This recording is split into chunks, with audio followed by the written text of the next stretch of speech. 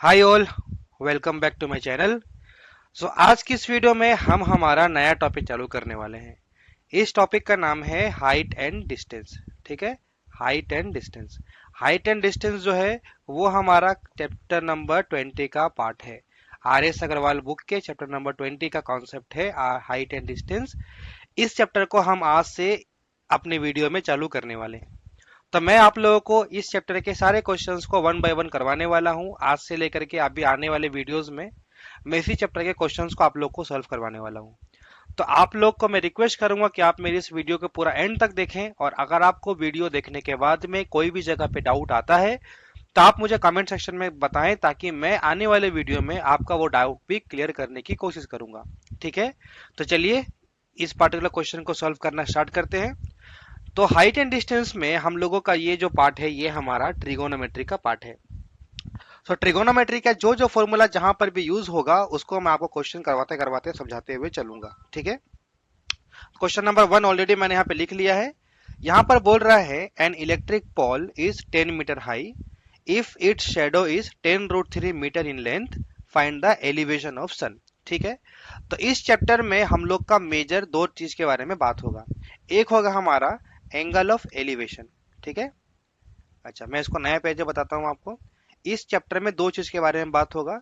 सबसे पहला जिस चीज के बारे में ज्यादातर क्वेश्चन में बात होगा वो होगा एंगल ऑफ एलिवेशन।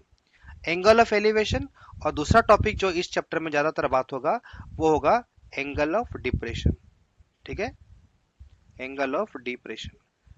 इन दोनों एंगल के बारे में इस पर्टिकुलर चैप्टर में ज्यादातर सारे क्वेश्चंस में ही बात होने वाला है। तो अब मैं आपको सबसे पहले यह बताऊंगा कि एंगल ऑफ एलिवेशन और एंगल ऑफ डिप्रेशन होता क्या है। एंगल ऑफ एलिवेशन का मतलब है, मान लो कि मेरे पास कोई भी एक टावर है, या कोई एक एरोप्लेन है जो हवा में जा रहा है, या कोई भी एक गाछ है या पेड़ है, कुछ भी है, यानी कोई भी चीज है जिसका कुछ हाइट है। ठीक है, अगर एक यूजर है या कोई भी ह्यूमन है, अगर वो ह्यूमन किसी भी चीज को नीचे से देखता है, ठीक है, मान लो यहाँ पर मेरा इस टावर का टॉप है ये, अगर यहाँ से नीचे से कोई यूजर अगर उस टावर को देखता है, तो यहाँ पर जो एंगल बनता है, ये हमारा ग्राउंड था, इस ग्राउंड से जो एंगल बनता है इसी एंगल को हम लोग एंगल ऑफ एलिवेशन बोलते हैं। यानी नीचे से कोई चीज अगर ऊपर वाले को देखा जाए, उस वक्त पे जो एंगल बनता है उसको हम लोग एंगल ऑफ एलिवेशन बोलते हैं।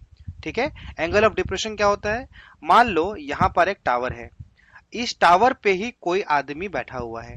ठीक है, इस टावर पर कोई आदमी बैठा हुआ है, यहाँ पर कोई गाड़ी जा रही है मान लिया आपने हमने। ठीक है, अब मान लो यहाँ पर ऊपर से कोई आदमी अगर इस गाड़ी को देखता है, ऊपर से आदमी इस गाड़ी को अगर देखता है, तो यहाँ पर जो एंगल बनता है उस एंगल को हम लोग बोलते हैं एंगल ऑफ डिप्रेशन।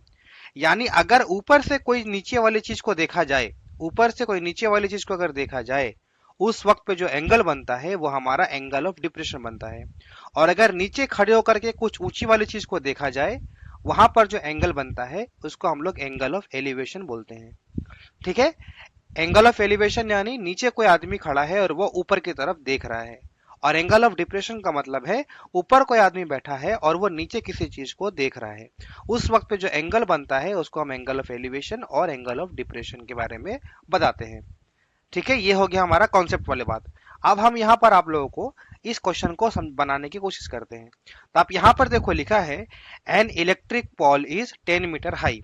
यानी मेरे पास एक पोल है, इलेक्ट्रिक पोल, ये मेरा मान लिया मैंने इलेक्ट्रिक पोल है, जिसका हाइट गिवन है हम लोगों को 10 मीटर। अब बोला है if its shadow is 10√2 metre in length. Shadow, shadow का मतलब है, मान लो यहाँ पर एक सन है। ठीक है, अगर ये सन है, यहाँ पर इलेक्ट्रिक पोल है, तो उसका शेडो कहाँ बनेगा, उसका शेडो कहीं ना कहीं यहाँ बनेगा। करेक्ट, यानी इसका शेडो जो है वो कहीं ना कहीं ऐसे बनेगा। एक अंदाजा से मैं यहाँ पे एक बना रहा हूँ। यानी अब ये जो एंगल बन रहा है, ये जो शेडो का एंगल बन रहा है, यहाँ पर हम लोग को बोला गया है find the elevation of the sun. Elevation यानी यहाँ पर कोई आदमी खड़ा है। एलिवेशन यानी हम लोग को इस वाले एंगल के बारे में पता लगाने के लिए बोला गया है। यहाँ पर हम लोग को इसका हाइट गिवन है, और हम लोग ये भी बोला है if its shadow is 10√3 metre in length. Shadow यानी ये वाला पार्ट, नीचे वाले पार्ट को शेडो बोला जा रहा है। इसका लंबाई जो है क्वेश्चन के हिसाब से 10√3 मीटर गिवन है। क्वेश्चन के हिसाब से। हम लोग को बोला है find the elevation of the sun. Elevation of the sun यानी ये जो एंगल बन रहा है, इस एंगल का अगर मैं थीटा मान लेता हूं तो यहाँ पे ये वाला जो एंगल बन रहा है क्वेश्चन में, उसका वैल्यू निकालने के लिए बोला गया है। ठीक है, ये इस तरीके से आपको यहाँ पर डायग्राम पुट करना पड़ेगा। अब आपको एंगल निकालना है। ठीक है, अब आप लोग जब भी त्रिकोणोमेट्री की बात होती है तो आप लोग को ये पता है कि उसमें majorly sine theta, cos theta और टेन थीटा, मेजरली इन तीन थीटा के बारे में बात होता है। ठीक है, अब हम लोग भी इस चैप्टर को सॉल्व करने के लिए इन तीनों ही एंगल का इस्तेमाल करने वाले हैं। अब क्वेश्चन आता है कि कौन से एंगल को यूज करेंगे। अब अगर आप इस चीज को, इस डायग्राम को गौर से देखो तो आपको क्या क्या चीज गिवन है। आप अगर देखोगे तो आपको हाइट गिवन है और आपको बेस गिवन है। हाइट और बेस आपको गिवन है, करेक्ट। जब आपको हाइट और बेस गिवन है तो आप इन तीनों में से कौन सा थीटा यूज करोगे। तो देखो, हम लोग का फॉर्मूला होता है पंडित भोला प्रसाद हरिहरन भोले। ठीक है, आपके क्लास में आपके टीचर ने आपको किसी भी तरीके से याद करने का तरीका बताया होगा। पाकिस्तान भूखा प्यासा हरा भरा भारत, ऐसा करके बहुत सारे टीचर का अपना अपना एक फॉर्मूला है इस चीज को याद रखने का। तो मेरा याद रखने का तरीका क्या है, पंडित भोला प्रसाद हरिहरन भोले, ये मेरा याद करने का तरीका है। पहला वाला साइन होता है, दूसरा वाला कॉस होता है, तीसरा वाला टेन होता है। ये हम लोगों ने ऑलरेडी हमारे क्लास 9 में भी पढ़ रखा है और ट्रिगोनोमेट्री के पिछले चैप्टर में भी पढ़ रखा है। अब आप मुझे ये बताओ कि यहाँ पर हमारे पास में एक हाइट गिवन है, मेरे पास एक हाइट गिवन है, मेरे पास एक बेस गिवन है।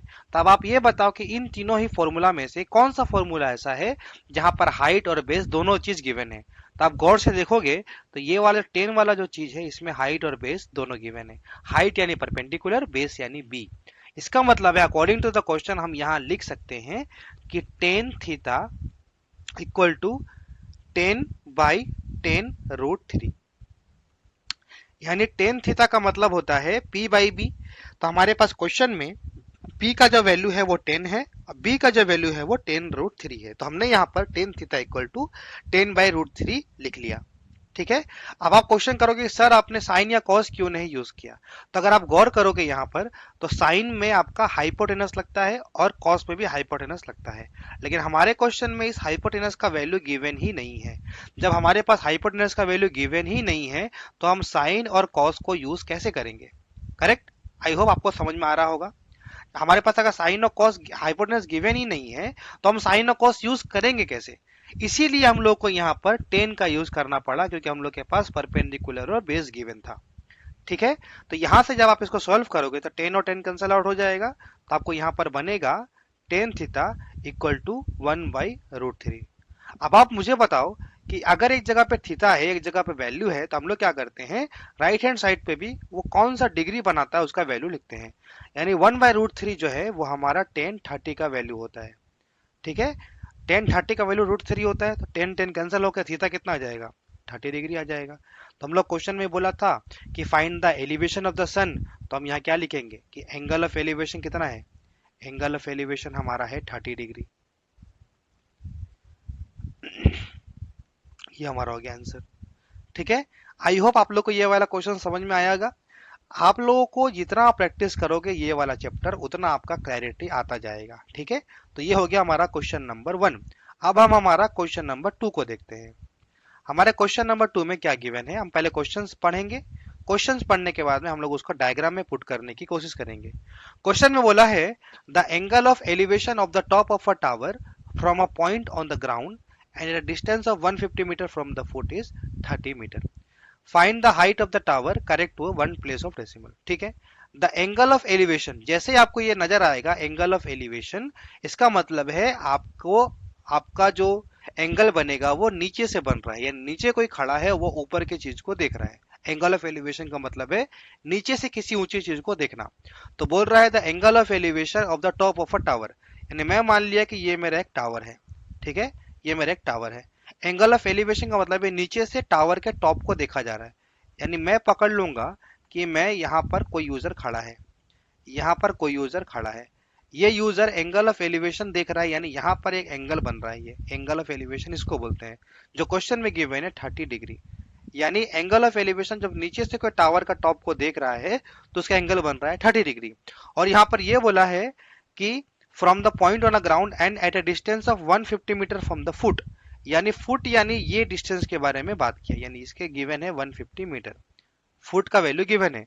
बोला है find the height of the tower, यानी हम लोग को ये वाले वैल्यू के बारे में पता लगाना है। ये वाला वैल्यू क्या है वो क्वेश्चन में हम लोग को पूछा है, हाइट पूछा है। अब आप यहां पर देख के ये बताओ कि मेरे पास एक एंगल गिवन है, एक बेस गिवन है, हम लोग को हाइट पूछा है, यानी अल्टीमेटली मेरा हाइट का अगर मैं पी पकड़ूं, गिवन मेरा बी है, यानी यहां भी मैं टेन थीटा का यूज करूंगा, क्योंकि अगर मैं साइन और कॉस यूज करता हूं तो मेरे को चाहिए हाइपोटेनस। हाइपोटेनस तो क्वेश्चन में गिवन ही नहीं है और निकालना भी नहीं है, तब मैं यहाँ पे लिखूंगा tan theta equal to P by B, ये मेरा टोटल फॉर्मूला होता है। थीटा का ऑलरेडी क्वेश्चन में गिवन है 30 डिग्री, तो मैं यहां बैठाऊंगा tan 30 degree equal to P by B का वैल्यू गिवन है बेस 150। हाइट को मैं पी ही मान लेता हूं, मान लिया कि मैंने हाइट मेरा यहाँ का पी है, तो टेन 30 बराबर 1 बाई पी बाई 150। तो यहाँ पर टेन 30 का वैल्यू होता है 1 by root three equal to P by 150। अब जब आप यहाँ पे क्रॉस मल्टीप्लीकेशन अप्लाई करोगे तो आपका आंसर आएगा p root three equal to 150 और p equal to 150 by root three का वैल्यू होता है 1.732। ठीक है, रूट थ्री का वैल्यू होता है, रूट थ्री का वैल्यू है 1.732, हमारा रूट थ्री का वैल्यू है, तो मैंने यहाँ पर रूट थ्री का वैल्यू को यहाँ पर लिख दिया। ठीक है, अब हम लोग को क्या करना है, अब हम लोग को 150 जो था 150 को हम लोग को यहाँ से हम लोग को 150 को डिवाइड करना है। किससे डिवाइड करना है 150 को? रूट थ्री यानी 1.732 से डिवाइड करना है। तो मैं एक बार डिवीजन करके देखता हूँ, 150 डिवाइड बाई 1.732 करने से हम लोग का आंसर आता है 86.60। क्वेश्चन ने बोला था हम लोगों को find the height of the tower correct to place one place of decimal, यानी 86.6 बन जाएगा हमारा 87 मीटर। तो हम लोग अब यहाँ पर आंसर लिखेंगे, hence height of tower equal to 87 metre. ठीक है, आई होप आपको ये वाला क्वेश्चन समझ में आएगा। वापस से मैं आपको समझाता हूं। बोल रहा है the angle of elevation of the top of the tower. Angle of elevation का मतलब है नीचे से कोई यूजर, कोई शख्स ऊपर वाले टावर का टॉप को देख रहा है, यानी ये वाले एंगल के बारे में बात किया गया था। उसके बाद हम लोग को बोला है कि ग्राउंड से उसका फुट का डिस्टेंस 150 मीटर है, यानी ये वाले पोर्शन का वैल्यू ऑलरेडी गिवन है 150, जो मैंने यहाँ पर लिख दिया। और हम लोग को बोला था find the height of the tower, यानी ये वाले पूरे पोर्शन का वैल्यू मुझे निकालना था। तो यहाँ पर मैंने 10b का वैल्यू लिखा p बाई बी, यानी हाइट बाई बेस। उसके बाद मैंने यहाँ पर हाइट को मान लिया p, और 1030 का मान ऑलरेडी हमारे पास गिवन था 1 बाई रूट थ्री, जो हम लोग को ऑलरेडी पता है। यहाँ पर पुट करके मैंने इसका आंसर निकाल लिया। ठीक है, तो ये हो गया हमारा क्वेश्चन नंबर 2। अब हम हमारा क्वेश्चन नंबर 3 को बनाने वाले हैं। क्वेश्चन नंबर 3 में क्या बोला है? क्वेश्चन नंबर 3 में बोला है a ladder is placed against a wall, यानी एक वॉल के अगेंस्ट में लैडर रखा गया है, such that it just reach the top of the wall. यानी डायग्राम में कैसे बनेगा ये मेरा एक वॉल है। ठीक है, यहां पर बोला गया है a ladder is placed against a wall, यानी वॉल के अगेंस्ट में एक लैडर रखा गया है। The foot of the ladder is 1.5 metre away from the wall and the ladder is inclined at an angle of 60 degree with the ground. यानी ladder जो दीवार पे रखा गया है वो एक एंगल के हिसाब से रखा गया है, यानी मेरा ऐसे एक लैडर रखा गया है। ठीक है, मान लो मेरे पास ऐसे एक लैडर है, मैं इसको डायग्राम को एक बार वापस से अच्छे से बनाता हूँ। तो मान लिया कि मेरे पास यहाँ पर ऐसे एक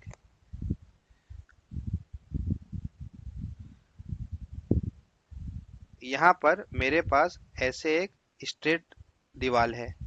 इस दीवार के अगेंस्ट में मेरे पास यहाँ पर ऐसे करके एक लैडर रखा गया है। ठीक है, ये मान लिया मैंने एक लैडर है, ये एक मेरे पास सीढ़ी है।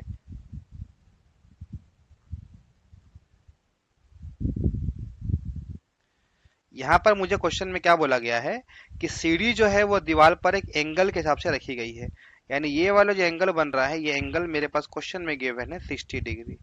ठीक है, सीढ़ी का एंगल भी मुझे बता दिया गया है इस पार्टिकुलर क्वेश्चन में कि एक सीढ़ी है जिस सीढ़ी को दीवार से सटाकर लगाया गया है और सीढ़ी जो है वो दीवार से 60 डिग्री का एंगल बनाती है। और यहाँ पर ये भी बोला है the foot of the ladder is 1.5 metre away from the wall.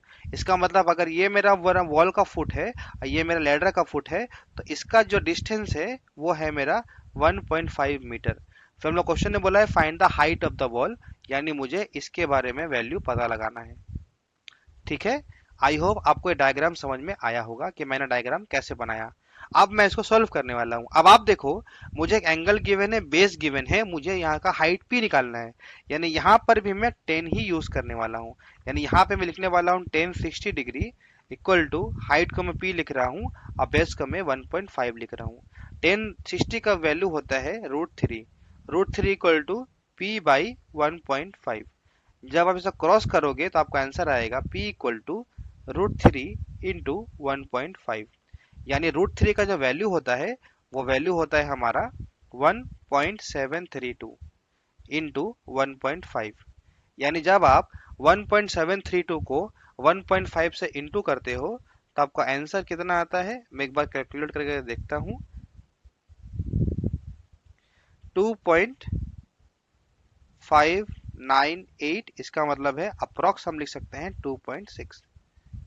Question में बोला है a ladder is placed against the wall such that it just reaches the top of the wall. यानी लैडर ऐसे रखा गया है कि जस्ट लैडर का टॉप जो है वो वॉल के टॉप तक पहुंच रहा है। लैडर का फुट जो है 1.5 मीटर अवे है वॉल से और 60 डिग्री एंगल बनाता है, तो इसके हिसाब से हमारा आंसर आ रहा है 2.6 मीटर। तो हम यहाँ पे लिखेंगे hence height of wall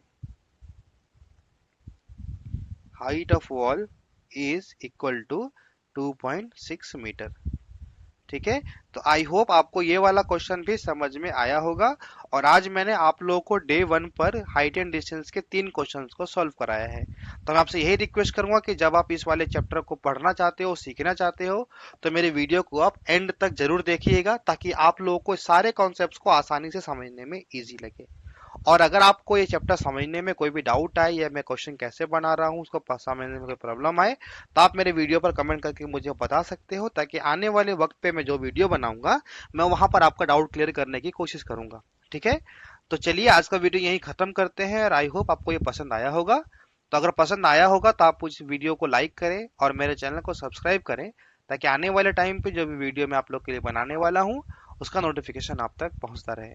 so thank you so much for watching my video. मिलते हैं अपने अगले वीडियो में।